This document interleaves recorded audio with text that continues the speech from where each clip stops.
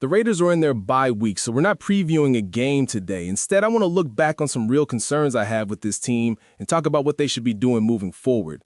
I've compiled some stats that I think are really interesting to break down, and hopefully the coaching staff is looking at similar numbers because there's a lot that needs to change here. What's up, Raiders Nation? Welcome to the NFL Playbook Raiders. First, let me get into some film notes from that blowout loss against the Chiefs. I have to say, I'm starting to get really concerned about Chip Kelly and his offense. I need to correct something I said before. He actually makes $6 million a year, not $8 million, but he's still the highest paid offensive coordinator in the league. Watching the All-22 film, there were a bunch of repeated plays which you just don't want to see. They started the game with this nice little reverse motion to Trey Tucker, kind of an RPO concept, and he got some decent yardage. Then they ran the same play a few plays later, and the defense was ready for it, and he got blown up.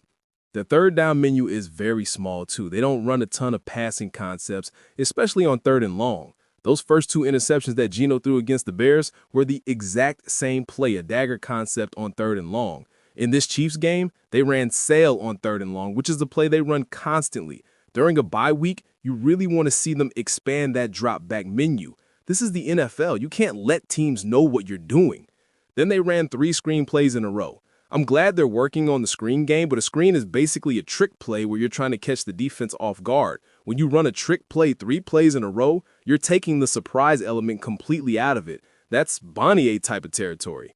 The other thing I noticed, and I've been seeing this since week 1, is the timing of the routes. Geno would get to the top of his drop, and guys aren't ready to break yet. In a good passing game, when a quarterback hits the top of his drop, his first read should be breaking at that exact moment, because if it's open, he should be able to throw it right away and then hitch to his next route. But there are times when Geno gets to the top and guys just aren't breaking. I saw one play where they had a loaded backfield with 3 players, ran play action, and I think they were trying to get Michael Mayer open on a pop route, but Geno got to the top of his drop and Mayer was still running through the backfield, so Geno had to check the ball down, and the check down was covered because there was nothing stressing the flat defender. These are details that really need to get ironed out for this offense to be functional. I get it, it's the first year in this offense, but the details need to be a lot better. The play sequencing needs to get better. And again, you're making $6 million a year, Chip Kelly. This needs to be better. There are coaches and coordinators all over the league that don't have the most complicated schemes, but they have 8 to 9 concepts they run to perfection, and then they window dress them and make them look different with formation and motion pre-snap. It's not really about anything new under the sun that Chip Kelly needs to do. There's a level of execution that's been missing, and there's a tension from defenses when you lose a weapon like Brock Bowers. If I'm a coordinator and I don't believe any of these guys are a threat to run over the top, the field shrinks by a lot. They've been obsessed with 11 personnel. I wanted more 12 personnel when Brock Bowers was healthy, but even without him, Michael Mayer is absolutely serviceable as a receiver and as a #1 tight end option. That gives you a lot of variability if you're trying to have the balanced attack that Chip Kelly and Pete Carroll want.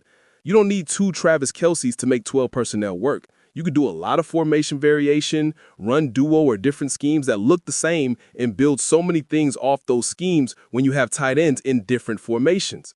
Let me give into some stats from the first 7 games. There's not a lot of encouraging stats for the Raiders offense, but one that really stands out is their 10th in the league in explosive play rate out of 12 personnel. That's without a fully healthy Brock Bowers and with Michael Mayer missing some time. Going into the bye week, assuming both these guys are going to be healthier, there's a real possibility that the Raiders can be a very effective 12 personnel team with the talent they have. One of the caveats for making 12 personnel work is you have to have a run threat. Even though the Raiders have had a lot of negative plays, it's very clear that defenses are still respecting the fact that Ashton Jeanty is back there, so you can create some explosives with the threat of Jeanty, 2 talented tight ends, and Jack Beck is a guy you can put in the box who serves as another type of tight end because he has the potential to be a very good blocker. The Raiders need to find an identity, and if they could be an effective offense from 12 personnel, they could build something out of that. That could be the start of your identity. Obviously, it's going to depend on Bowers and how healthy he looks, but presumably you'll have Bowers and Mayer coming out of the bye week. If you chip Kelly, you really need to have a smart plan for your run game designs out of 12 personnel and the play action from it, because Bowers is a mismatch type of guy, and Jeanty is a guy you create mismatches with. This is the start of where everything is for the offense, in my opinion. Now, let me talk about the defense for a second. Kyu Blu Kelly has allowed plus 26.9 EPA this season, the most of any defender in coverage, and 423 yards, again the most of any defender in coverage. He's not a rookie, but he is in his first year in the system, and he's a young player. Pete has talked about wanting to help him, but you also have Darien Porter, who has looked good in the times he's played. When you have a guy that's this big of a black hole in your defense, I have to consider putting Darien Porter in there. That should be one of the first competitions that opens up during this bye week. It's gotten to the point where we're watching live games and he's getting picked on. Darien Porter is grading out really well for a rookie, especially in man coverage. This absolutely feels like Darien Porter belongs in the NFL. It's not too big for him. Why they're depriving him of playing time, there's got to be something we don't know. When he has been out there, he's performed pretty admirably. Eric Stokes has been really good on the other side, so that's a guy you want to keep and maybe even talk about an extension with. The turnover margin's another huge issue. They're 27th in turnover margin. The defense is not putting teams up against the wall when it comes to turnovers, whether that's forced fumbles or forcing interceptions. If you can't get pressure on quarterbacks consistently, then the turnover thing is kind of moot. Not being able to get consistent pressure from the interior pass rush or from someone opposite Max Crosby has allowed teams, especially veteran quarterbacks, to feast on what's been a very zone-heavy defense. When you can't switch that up fast enough and can't get pressure to speed up their clock, it affects your opportunity to get off the field. The turnover margin tells such a huge story about why they haven't been competitive in these losses. The margins are so thin in the NFL, and most teams are packed in the middle. The Raiders find a way to shoot themselves in the foot when there are plenty of winnable games out there. Looking at foundational players on this roster that the team can build around, on offense, it's Giante for sure, Brock Bowers, obviously, however much you have left in Colton Miller, Jackson Powers-Johnson if he cleans up his technique, Trey Tucker. I'd throw Michael Mayer in there too, because if Brock Bowers wasn't on this team, Mayer would still be a very solid tight end. On defense, it's really just Max. That's the issue. Stokes is having a bounce-back year. Darien Porter has a lot of potential. I like Jeremy Chin as a guy that could be a piece of your defense.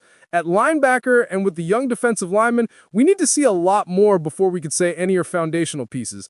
Defensively, there's just not a lot you could call a foundational piece besides Max Crosby. I'd want to see Jamal Adams back because he's played well enough to warrant it.